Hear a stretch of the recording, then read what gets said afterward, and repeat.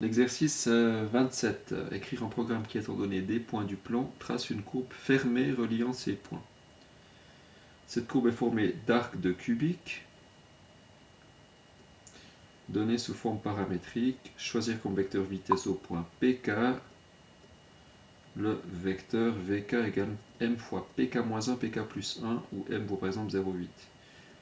Compléter le programme de sorte que la valeur de M puisse être choisie. Donc on voit ici que M est choisi via hscroll. Vous pourrez tout à fait faire ça avec simplement un contrôle texte. Ça, c'est pas le plus important. Donc dans une première version de l'exercice, l'utilisateur clique un premier point, un deuxième point, un troisième point,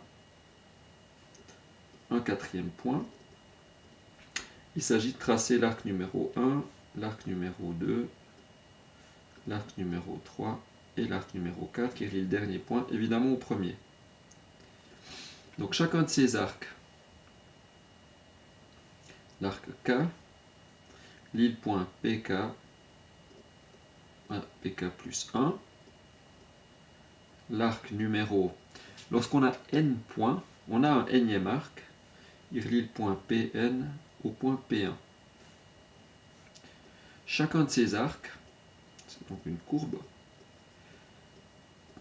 x égale y égale A1, je vais mettre un paramètre de temps, t cube, plus B1t carré, plus C1t, plus D1. Pareil ici avec les indices 2. Le temps va varier de 0 à 1. Alors,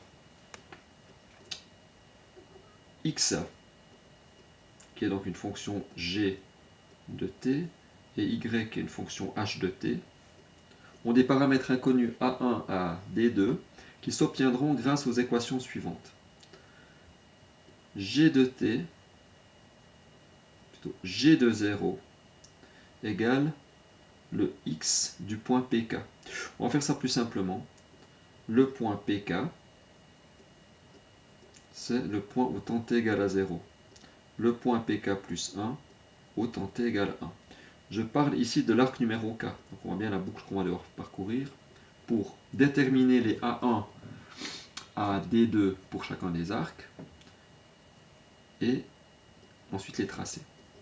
Ça veut dire que le G0 H20 c'est PK et G1 H1 c'est PK plus 1. Ensuite, on a l'information sur la vitesse. Vecteur vitesse K, c'est M fois PK-1, PK plus 1. Attention ici à l'arc numéro 1 et à l'arc numéro N. Disons, chaque fois qu'on considère les points extrêmes, faire attention de manière cyclique, comprendre que le point avant le point P1 c'est le point Pn et le point après le point Pn c'est le point P1. Si on illustre ça, on a un point PK qui est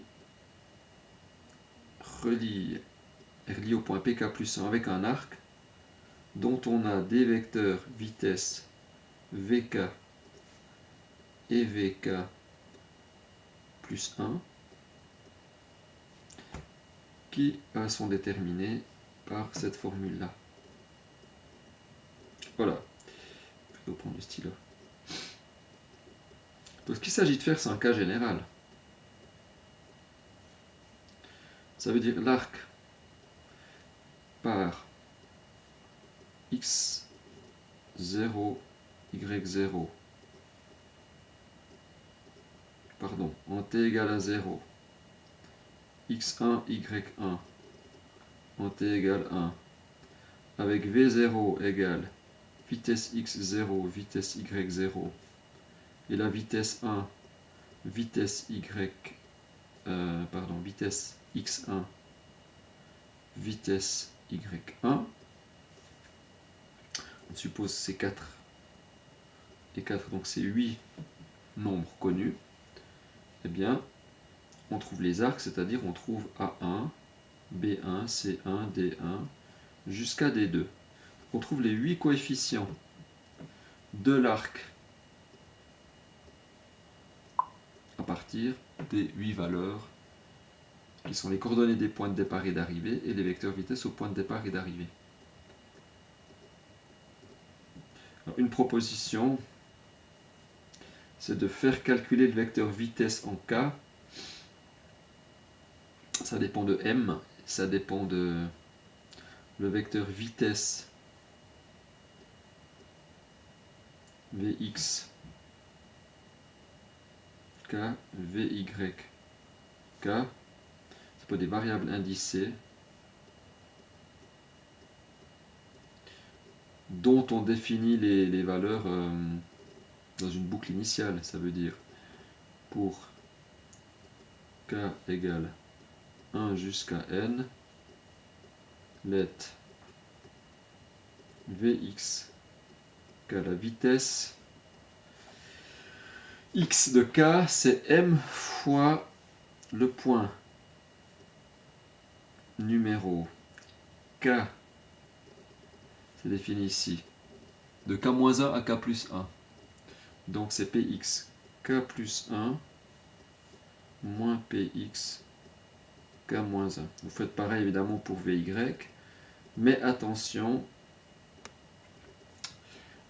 ici à traiter différemment les extrêmes. Pxk plus 1, Pxk-1 ne sont pas définis pour les points précédents l'indice 1 et suivant l'indice n.